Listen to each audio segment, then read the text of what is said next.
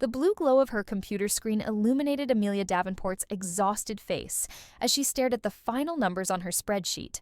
1 o'clock in the morning, and Boston slept outside her apartment windows while she put the finishing touches on a $15 million acquisition deal. Her eyes burned from hours of staring at financial projections, but satisfaction warmed her chest as she added her electronic signature to the document. "And done," she whispered to no one, stretching her arms overhead until her spine cracked. Her empty apartment absorbed the sound. She closed the acquisition folder and allowed herself a small smile. The partners would be impressed tomorrow. Always were. Always expected it. Amelia Davenport, senior financial analyst, the one who made impossible deals happen while everyone else enjoyed their holidays. Thanksgiving. The words settled heavily in her mind. Her family had canceled their traditional Connecticut gathering 3 days ago. Grace, her mother, had called with that particular tone, half apology, half irritation, explaining that both she and Angelina had come down with terrible colds. "We're just miserable, darling." Grace had sighed dramatically. "And your father's feeling it coming on too. Best to postpone until Christmas. You understand, don't you? With your work schedule, I'm sure you're relieved." Before logging off, Amelia opened Instagram, scrolling mindlessly through her feed. A new post from Angelina appeared at the top, posted just 30 minutes ago. Amelia blinked, certain she was hallucinating from fatigue. Her sister's perfectly manicured hand held up a glass of Prosecco. The Colosseum blurred artfully in the background. The caption read, "Surprise Italian getaway. When life offers you Rome, you don't say no. Blessed family time. No regrets." Amelia's finger trembled as she swiped through the carousel of images, Angelina posing on the Spanish steps. Grace and Caspian, her parents, lifting wine glasses on a hotel terrace, the sunset gilding their faces with warm light. A 5-star hotel room with a view that probably cost more than most people's monthly rent. "Too sick for Thanksgiving," Amelia whispered, her voice strange in the silence. A hollow laugh escaped her lips. "In Connecticut." Her phone vibrated in her hand, the screen lighting up with an unfamiliar number. New Hampshire area code. Who would be calling from New Hampshire at 1 in the morning? Wrong number, probably. But after a moment's hesitation, she answered. "Ms. Davenport?" Amelia Davenport, a formal male voice asked. "Speaking. This is Officer James Reynolds with the New Hampshire State Police." The man paused. "I regret to inform you that your vehicle has been involved in an accident." Amelia's stomach plummeted. "My vehicle? My Porsche?" "Yes, ma'am. A red Porsche 911 registered to you." The officer's voice was professionally detached. "It's been totaled." "Totaled?" The word came out as barely a whisper. Amelia gripped the edge of her desk, steadying herself. "That's not possible." "My car is in my parents' garage in Connecticut." Silence stretched across the line. "Officer, ma'am." The driver was arrested at the scene for driving under the influence and possession of a controlled substance. Blood alcohol 3 times the legal limit. Another pause. "She claims your sister, Angelina Davenport, gave her permission to use the vehicle." Amelia closed her eyes. Images flashed through her mind. Angelina asking to borrow the Porsche 2 weeks ago, those practiced puppy dog eyes. "Just for some influencer photos, Amelia. Please? It'll look amazing on my feed. I promise it won't leave the garage otherwise." The trust. The $150,000 trust she had extended. Yet again. "Miss Davenport? Are you still there?" "Yes," Amelia managed, her voice distant to her own ears. "Where is the car now?" "Impound lot in Portsmouth." He gave her an address, which she mechanically typed into her notes. "You'll need to file with your insurance. The officer on scene has prepared a preliminary report." Amelia thanked him, her voice sounding like it belonged to someone else. The call ended, and she sat motionless, staring at her phone. After several minutes, she pulled up her family group chat and typed, "My Porsche has been totaled in New Hampshire. Someone Angelina gave the keys to was arrested for DUI. Police just called." Someone explain. She called her sister. Straight to voicemail. She called her mother. Voicemail. Her father. Voicemail. 10 minutes later, her phone pinged. A text from her mother. "Amelia, my goodness. Must you ruin the entire trip over this? It's just an accident. Why are you making things difficult for Angelina's friend?" Amelia stared at the text, reading it 3 times. She set her phone down carefully, as if it might explode. Her hands were trembling, but something else was forming beneath the shock. Something hard and cold and certain. She stood, moving to her closet with deliberate steps. She pulled out an overnight bag and began methodically packing essentials, a change of clothes, toiletries, phone charger. Her movements were precise, almost robotic. For 35 years, Amelia had been the responsible one, The one who picked up pieces, who paid bills, who sorted problems. Always there with checkbook open or credit card ready. Caspian's voice echoed in her memory. You have plenty, Amelia. All you know is work. The least you can do is help your sister out occasionally. Occasionally? The word almost made her laugh. She'd paid $2,500 for Angelina's Soho credit card debt, $60,000 for 2 years of her sister's apartment rent, $48,000 for 5 years of her mother's country club fees. The numbers flashed in her head like a financial report of familial obligation. Her phone pinged again. 3 more texts from her mother, increasingly demanding. Amelia didn't look at them. For the first time in her life, she simply let her mother's demands go unanswered. Instead, she dialed another number. You've reached Marcus Thorne. Leave a message. Marcus. It's Amelia Davenport. Her voice was steadier now, cooler. There's been an incident. I need legal advice about a car accident in New Hampshire. I'll be driving there now. Call me when you can. She ended the call, zipped her overnight bag, and picked up her car keys. Her everyday Toyota, not the Porsche that now lay mangled in some impound lot. Before leaving, she glanced one last time at her laptop screen. She'd minimized the acquisition deal and left Instagram open. The Rome photos seemed to mock her, bright and festive. Family raising glasses without her, as always. She closed the laptop with a soft click. They'd never seen her as Amelia, only as the family ATM. But tonight, their credit line had just been permanently closed. The impound lot's security lights cast harsh shadows across the mangled remains of what was once Amelia's Porsche.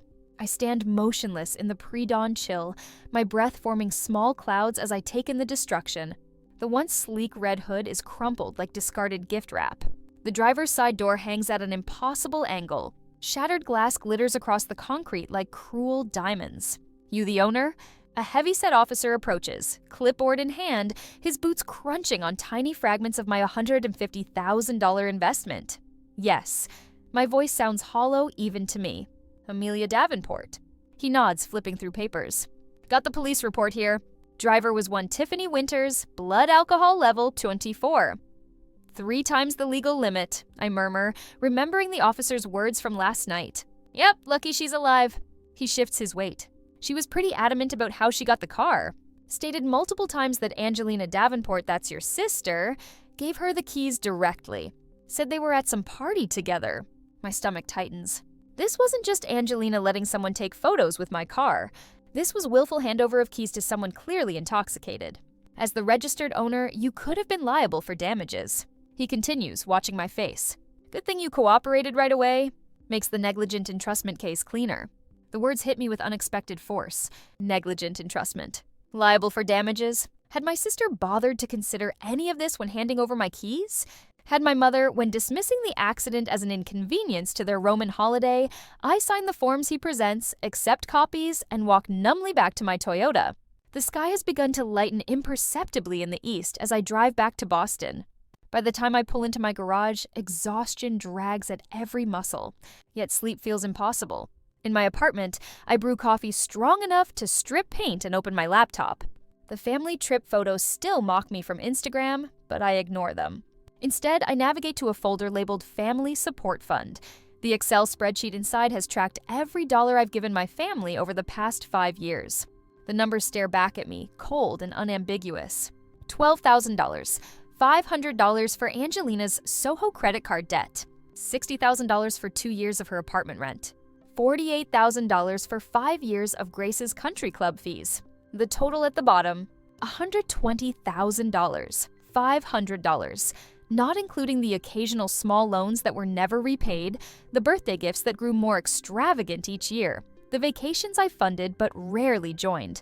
My mother and sister have always been the architects of our family dynamic. Grace with her obsession with appearances, pulling strings from behind carefully manicured hands. Angelina, perpetually entitled, the favored daughter who transformed my generosity into obligation. But the spreadsheet is just the beginning. My MacBook syncs automatically with my iMessage account, and something catches my eye.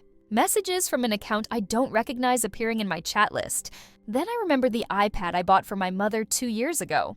So we can FaceTime more often, I'd told her. We used it exactly 3 times before she complained the screen was too small. But apparently, it's still logged into my Apple ID.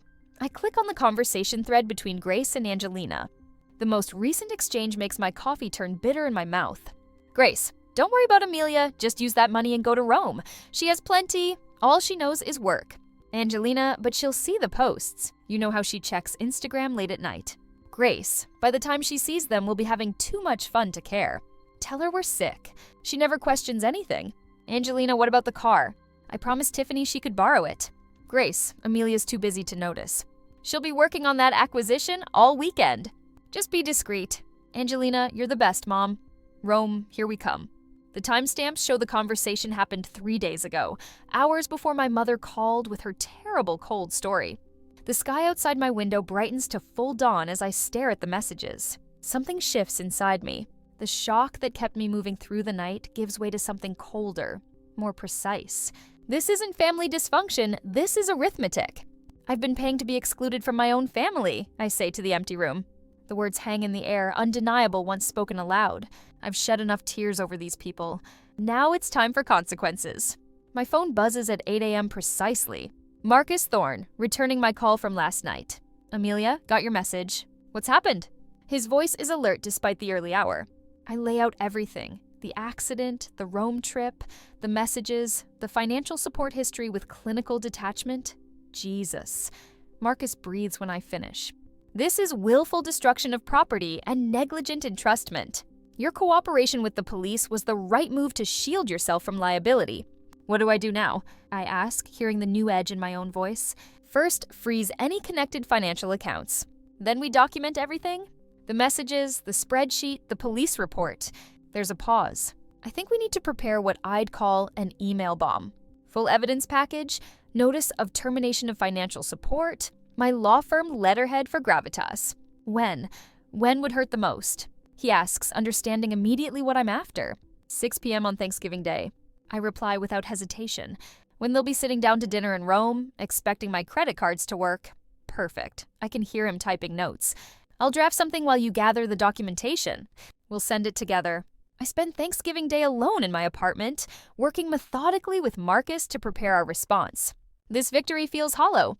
I'm losing the family I thought I had, but perhaps that family never truly existed. The next day, my phone rings at 7:42 a.m., the harsh electronic chirp slicing through my post-Thanksgiving solitude. Grace's name flashes on the screen. I stare at it, momentarily hypnotized by the sight of my mother's name, the woman currently vacationing in Rome, while telling me she was too sick for our family holiday. Amelia, what have you done? Grace's voice strikes like a physical blow the moment I answer. The background noise tells me she's in a public place, voices echoing, announcements in Italian. I'm not sure what you're referring to. My voice emerges cool and measured, surprising even me. Don't play innocent! Our credit cards were just declined at Ristorante Abruzzi. We're sitting here, completely humiliated in front of the entire restaurant. The practiced tremor in her voice designed to trigger my automatic guilt response washes over me without effect. I glance at my laptop, open to my bank accounts. The termination notice Marcus helped prepare went out yesterday evening, precisely as scheduled. Every supplementary card, every automatic payment, all suspended. That's unfortunate, I say, taking a sip of my coffee. Unfortunate? That's all you have to say? Your father had borrowed euros from another American couple. Do you have any idea how mortifying that was? From somewhere in the background, I hear Angelina's voice rise. Is that her? Let me talk to her. A rustling sound, then my sister's voice cuts through, raw with theatrical tears. Amelia, the hotel is threatening to lock us out of our room. My entire trip is ruined because of you? How could you do this to me? To us? I lean back in my chair, watching the morning light play across my apartment walls. The familiar weight of responsibility of fixing everyone else's problems hovers like a ghost, waiting to settle on my shoulders. But for the first time in years, I don't bend beneath it. The same way you could let your friend destroy my car after lying about being too sick for Thanksgiving. I reply that was one small mistake. My father's voice suddenly joins the conversation. Caspian Davenport, silent enabler extraordinaire, finally breaking his diplomatic absence. You're punishing your mother for a misunderstanding, Amelia. This isn't like you. No, it isn't like me. The thought settles into my mind with unexpected clarity. It isn't like me to protect myself, to refuse to be their personal ATM, to value my own well-being above their comfort. It isn't like me at all. And perhaps that's been the problem all along. I end the call without another word. Yesterday was the first Thanksgiving I've spent alone. I expected it to feel hollow, a reminder of family bonds severed by betrayal and deception. Instead, as evening fell across Boston, something unexpected happened. I breathed. The silence in my apartment wasn't empty, it was peaceful. No demands. No calculated guilt trips. No veiled criticisms wrapped in concerned questions about my work hours or relationship status. I order breakfast from the small French bakery down the street, a luxury I normally reserve for special occasions. As I wait for delivery, I open my laptop and study the Excel spreadsheet that Mark has titled Financial Liberation Calculation. The numbers are stark in their simplicity. $12,000.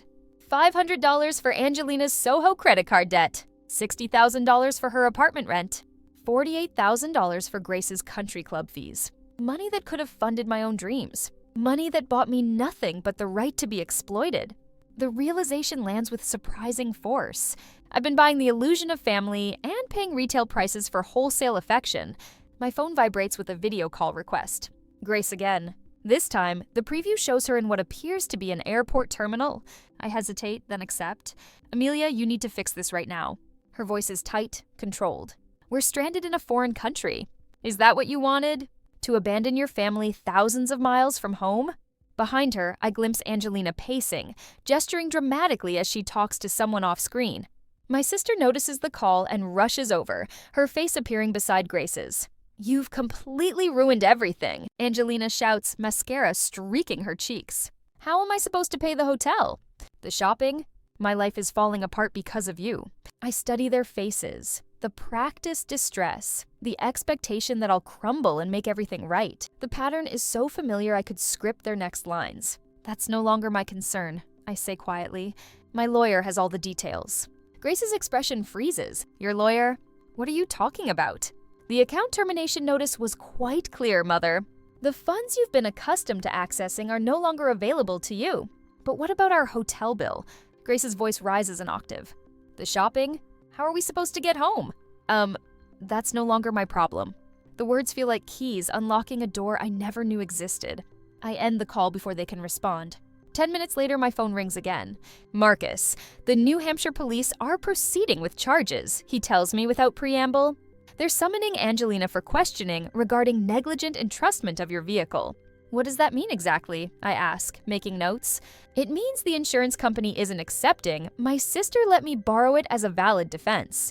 Your sister gave unauthorized access to someone she knew was intoxicated. They're taking a hard line. I nod even though he can't see me. Amelia, Marcus's voice turns cautious. I should warn you, this is the point where your family will likely try to deflect blame onto you. We've documented everything. You're insulated, but prepare yourself for some ugly accusations. I understand. And strangely, I do. The pattern is so predictable now that I can see it clearly. The moment consequences appear, I'll become the villain in their narrative. An email notification pops up on my screen from Caspian Davenport, subject, A Father's Thoughts. I open it, scanning the contents with analytical detachment. Amelia, for the first time, I'm writing to you separately from your mother. Perhaps we've taken your generosity for granted over the years. Your sister made a terrible error in judgment with your car, but isn't family about forgiveness? Can we discuss this reasonably? As adults, Dad too little, too late. The realization doesn't bring pain, just clarity. I forward the email to Marcus with a brief note. Please handle any response to this according to our agreed strategy. I spend the afternoon preparing documentation for the extended family, screenshots of Rome vacation photos alongside 2 sick text messages, the police report, insurance claim documents, email threads showing repeated patterns of financial requests. The timeline takes shape with clinical precision. 5 years of deception, carefully documented and organized. I download a recording app to my phone, insurance against future conversations. As evening falls, my phone buzzes with a text from Grace. If you continue with this vindictive behavior, I'll have no choice but to tell the entire extended family about your breakdown. Is that what you want? Everyone knowing you've had some kind of mental episode? Before I can respond, another notification appears Instagram. Angelina has posted a story. I open it to find a filtered selfie, her expression carefully composed into wounded innocence. The caption reads, "So hurt right now by toxic family members who only care about money." My phone buzzes again, an unknown number. Amelia, this is Aunt Patricia. Your mother is worried sick. What is going on? You need to call her. I set the phone down without responding and look around my quiet apartment. For the first time in years, I feel something unexpected. I feel free. On Monday morning, Marcus Thorne's office gleamed with polished mahogany and leather-bound law books, the kind of understated wealth that whispered rather than shouted. I arranged the printed screenshots of my family's betrayal across his desk, each image a brick in the wall I'm building between myself and them. The evidence is overwhelming, I say, tapping a manicured nail against the photo of Angelina, Grace, and Caspian, raising their glasses in Rome. But now I have aunts and uncles texting me. Apparently my mother has been busy. Marcus leans back in his chair, his salt and pepper hair catching the afternoon light. Your extended family isn't legally entitled to explanations, Amelia. We need to be strategic, not emotional. I study the message from Aunt Patricia. What's gotten into you, Amelia? Your mother says you're having some sort of breakdown. My jaw tightens. They're harassing me now. I want them to face what they've done. Extending the email bomb might escalate things, Marcus warns. He straightens his tie, a small, controlled gesture that reminds me why I hired him. He thinks before he acts. I understand the risks, I tell him, my voice steady despite the anger churning in my stomach. But I won't let them rewrite history. Not with my aunts and uncles. Not with anyone. Marcus nods, his expression shifting from caution to resolve. Then let's make it airtight. We'll draft a formal notification for the extended family. Include the timeline, the financial records, everything. I open my laptop and pull up the spreadsheet detailing 5 years of financial support, $120,500 in total. I want them to see exactly what I've paid for. The numbers tell a story more damning than any accusation. We work through the afternoon, crafting an email that's both professional and devastating in its completeness. No accusations. Just facts, dates, amounts, screenshots, the email bomb too. This should prevent any further harassment from your extended family, Marcus says as I press send. Should, I repeat, unconvinced. I've underestimated my mother's ability to manipulate for decades. Why stop now? I'm right not to be optimistic. 2 days later, my cousin James calls. Amelia, there was a family conference call last night. He begins, hesitation in his voice. Your mother organized it. Let me guess I wasn't invited, I say, watching Boston's skyline through my apartment window. The city feels solid, predictable, unlike my blood relatives.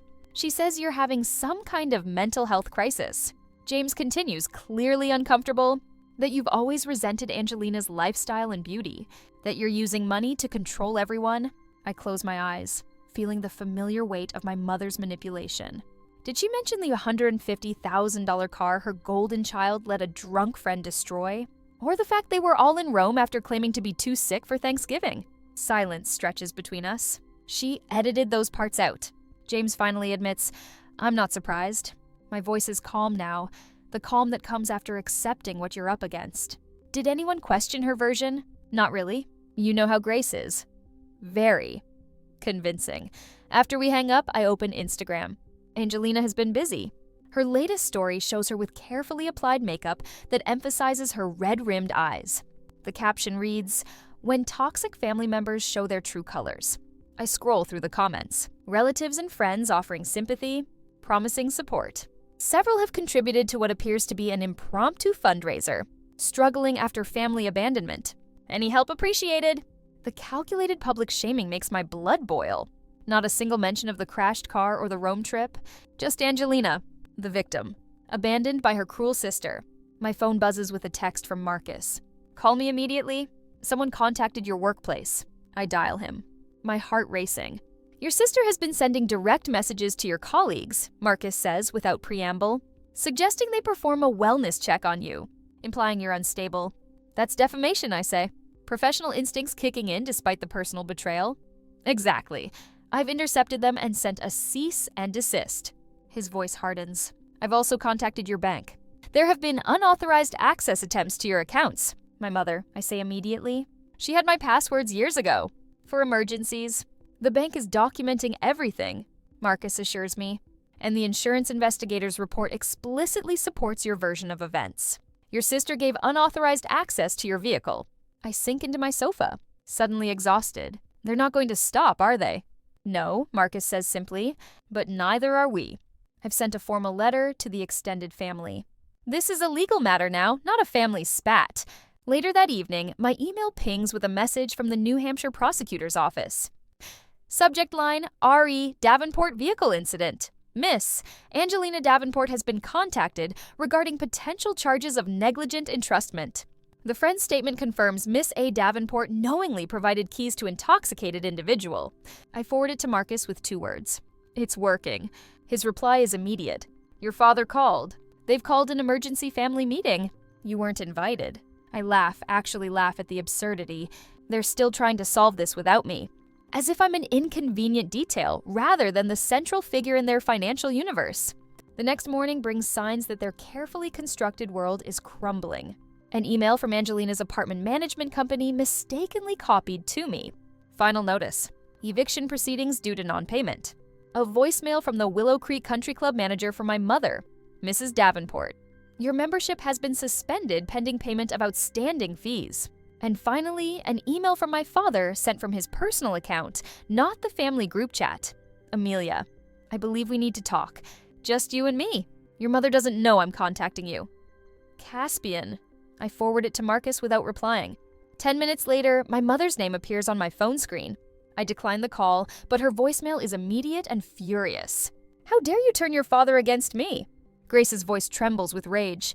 Angelina is devastated. We're your family, Amelia. You can't just cut us off when we need you most. I save the voicemail as evidence and text Marcus. The facade is cracking. His response comes quickly. Family systems destabilize when enablers start questioning. Hold your position. I stare at my father's email again. For the first time in my life, he's reached out independently without my mother orchestrating the interaction. It's too little, too late, but it confirms what I already knew. Without my financial support, my sister's influencer lifestyle is impossible to maintain. My mother's social standing is crumbling. My father is finally questioning the family dynamic. I close my laptop and look at the spreadsheet one last time. $120,000. $500 over 5 years. The price of being the family ATM? Not anymore. The family intervention email arrived on a Tuesday morning while I was reviewing quarterly projections. 8 signatures at the bottom. Aunts, uncles, cousins. I barely spoke with, all urging reconciliation in carefully coordinated language. Blood ties are permanent. Amelia, the email insisted. One unfortunate mistake shouldn't erase a lifetime of family bonds. I snorted, scrolling through their transparent manipulation. The email suggested family therapy with me covering everyone's costs. Naturally, references to my parents' advancing age and potential lifetime regrets peppered the text. Buried among the manipulative platitudes was a separate note from my father. Amelia, I recognize we've taken advantage. Perhaps we could speak. Just the 2 of us. Too little, too late. My phone buzzed with a text from Marcus. Check your email. Something from Hannigan and Associates just arrived. I switched screens to find an official legal letterhead from my mother's country club friend, now apparently the family attorney. The threatening tone was immediate. Our firm has been retained to address the emotional distress damages suffered by the Davenport family due to your vindictive actions. I scanned the document, my jaw tightening. Claims that I had intentionally damaged family relationships. Suggestions that my personal vendetta could harm my professional reputation. A pointed reminder that Angelina now faced criminal charges, which they framed as entirely my fault for needlessly escalating a minor misunderstanding.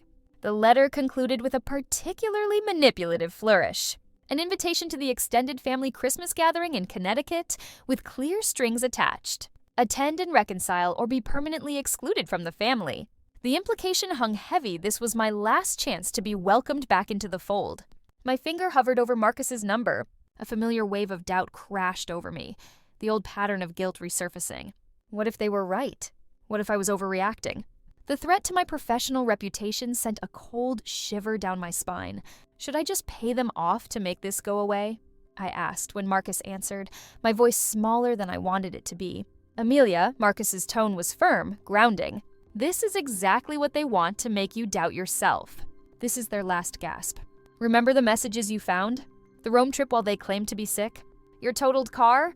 This is desperation, not sincerity. Don't flinch now. I squared my shoulders, staring at the family Christmas photo hanging on my wall, the last one where I'd allowed myself to be included. You're right. This ends now completely. The hearing is tomorrow, Marcus reminded me. Everything is ready. The next day, the county courthouse loomed gray and imposing against the winter sky as I climbed the steps the following morning. My charcoal suit was armor, my leather portfolio a shield containing every document I needed to sever these toxic ties permanently. Inside courtroom 3, I spotted them immediately. Grace and Angelina sat together on a bench, both wearing expressions of injured dignity. Grace had chosen a pale blue cardigan that made her look fragile and grandmotherly. Angelina's normally perfect makeup couldn't quite hide her puffy eyes and pallor. "All rise," the bailiff announced as Judge Samuel Woodruff entered. His expression was neutral as he reviewed the petition for the restraining order. "We're here regarding case number 4872, Davenport versus Davenport," he stated, glancing over his reading glasses at each of us. "Let's begin with the petitioner." I approached the witness stand, took the oath, and waited for Marcus to begin questioning. "Ms. Davenport, please explain to the court why you're seeking this restraining order." With steady hands, I opened my portfolio. "Your Honor, I've documented a pattern of financial exploitation and harassment by my family members spanning 5 years, culminating in the destruction of my vehicle and subsequent threats. I presented the spreadsheet detailing every penny of the $120,500 I had provided to my family." The judge's eyebrows rose slightly as he reviewed the figures. "And this incident with your vehicle?" he prompted. "My sister Angelina borrowed my Porsche 911, valued at $150,000, claiming it would remain safely in my parents' garage. Instead, while the family was secretly vacationing in Rome after telling me they were too sick for our Thanksgiving gathering, she gave the keys to an intoxicated friend who totaled the vehicle. I submitted the police report and insurance claim. Then came the most damning evidence: the iMessage screenshots recovered from my mother's iPad. These messages show my mother and sister explicitly discussing their plans to deceive me about their travel plans and their intention to use my vehicle without permission, while I was, in their words, too busy working to notice. Judge Woodruff's expression darkened as he reviewed the messages. He turned to Angelina. "Young lady, am I understanding correctly that you gave someone you knew was drinking the keys to your sister's 6-figure automobile?" Before Angelina could respond, Grace burst out. "She's lying. She's always been jealous of Angelina's beauty and popularity." "Silence," the bailiff warned. "Mrs. Davenport, you'll have your turn to speak," the judge admonished, then returned his attention to Angelina, who fidgeted uncomfortably. "It wasn't like that," Angelina mumbled. "Tiffany only had a couple drinks. How was I supposed to know she'd wreck it?" The judge's face hardened. He spent several minutes reviewing the complete evidence package before looking up. "In my 15 years on the bench, I've rarely seen such a stunning pattern of financial exploitation and harassment," he stated flatly. "This court grants the 5-year restraining order against Angelina Davenport. Additionally, I'm issuing a stern warning to Grace and Caspian Davenport regarding harassment. The cease and desist letter is hereby validated by this court." Grace made a choked sound. Angelina began to cry. "Miss Angelina Davenport, you'll serve 1 year of probation for your role in this incident. Consider yourself fortunate the charges weren't more severe." As we left the courtroom, Marcus squeezed my shoulder. "Perfect execution, Amelia. It's over." 2 weeks later, I received the insurance settlement for the Porsche, $35,000 for the salvage value of the wreckage. The check felt lighter than it should have as I drove to the Beacon Hill Women's Shelter. The director met me at the entrance, her eyes widening as I explained my donation. "This is extraordinarily generous," she said, accepting the check. "It's the right thing," I replied, feeling a weight lift from my shoulders. Later that evening, I posted a single photo to my Instagram the donation check with the shelter's logo visible. In the memo line, I'd written, "Sold the wreckage. Bought my freedom." The final piece arrived from Italy a month later, a crystal-leaning tower of Pisa paperweight I'd ordered online. I wrapped it carefully with a note inside. "Congratulations on your trip. This is the last thing you will ever receive from me." I addressed the package to my parents' Connecticut home and dropped it at the post office without hesitation. As the postal worker placed it on the outgoing mail cart, I watched my former life roll away, my shoulders finally free of its weight. A year later, I arranged the last carefully wrapped gift on my coffee table, a journal with a soft leather cover for Meredith, the young woman at the shelter who reminds me so much of myself 6 months ago. My new apartment feels right-sized now, a studio with character in a brownstone off Commonwealth Avenue, rather than the cavernous luxury high-rise that echoed with emptiness. "Perfect," I whisper, surveying the stack of thoughtful presents for the women at Beacon Hill. Nothing extravagant, nothing that screams price tag. Just useful things chosen with care, warm scarves, journals, gift cards for coffee shops. My phone hasn't buzzed with a family emergency in months. The silence used to feel like abandonment. Now it feels like freedom. I glance at my reflection in the window. Outside, Boston glitters with Christmas Eve lights, snow falling in gentle drifts. Inside, I'm wrapped in a simple cashmere sweater, hair loose around my shoulders. The tension lines around my eyes have softened. The woman staring back looks unburdened, unlike in the past when I was calculating which branch of the family tree might ambush me with financial requests, rehearsing polite refusals that never made it past my lips. Tonight, I am looking forward to the shelter's holiday dinner. Anticipation rather than dread. The difference staggers me. I pick up my journal from the side table, the practice my therapist suggested 6 months ago. I flip to the entry from yesterday, December 23rd. Dr. Winters asked an interesting question today. When did I first realize my family had weaponized my provider role? Looking back, I see it was there all along. The manipulative praise when I paid for something, the cold shoulder when I hesitated, the subtle way they'd say, well, you can afford it. All you do is work. As if my success was an insult to them, rather than an achievement they could celebrate. Setting boundaries no longer feels like a betrayal. It feels like breathing. I finally understand the difference between generosity and exploitation. One fills you up. The other drains you dry. I close the journal, feeling the truth of those words settle into my bones. My phone pings with a message from my firm, a notification about my recent promotion to senior financial analyst. I allow myself a moment of pride, without the immediate calculation of how this raise might benefit everyone except me. These days, I fund causes I believe in from a place of choice, not obligation. The monthly donation to Beacon Hill Women's Shelter gives me more satisfaction than years of covering Angelina's rent ever did. The practical sedan parked outside represents more than transportation. It's a declaration that I choose substance over show, utility over impression. A knock at my door pulls me from my thoughts. Marcus and his husband David stand there, snowflakes melting in their hair, holding a chocolate cheesecake from my favorite bakery. First to arrive, as usual, Marcus says, embracing me. Can't shake those lawyer habits. Their genuine warmth fills my apartment as we set up for the small gathering. Soon Meredith arrives, then Lisa and Janelle from the shelter. The conversation flows without the undercurrent of calculation I grew accustomed to at family gatherings. When Meredith pulls me aside, her eyes swimming with tears as she describes her brother's latest demand for just a small loan, I recognize the guilt in her expression. Your generosity should be appreciated, not expected, I tell her quietly. The words I needed to hear months ago. Here are some resources that helped me. I hand her a card with my therapist's number, not fixing her problem, but offering support for her to fix it herself. Later, after the others have gone, I sit on my window seat watching the snow, feeling an unfamiliar contentment and solitude. The knock at my door surprises me. Mrs. Rodriguez, my elderly neighbor, stands in the hallway holding a foil-covered plate, steam rising from beneath. Tamales, she announces, her silver hair gleaming in the hallway light. No one should be alone on Christmas. Her smile holds no expectation, just genuine kindness. I invite her in, setting her plate on my small table by the window where Boston's lights compete with the stars.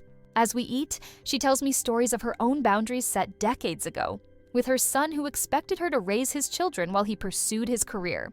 Family isn't always who you're born to, she says, her weathered hand covering mine. Sometimes it's who sees your worth beyond what you can provide. I feel a smile spread across my face, genuine and unguarded.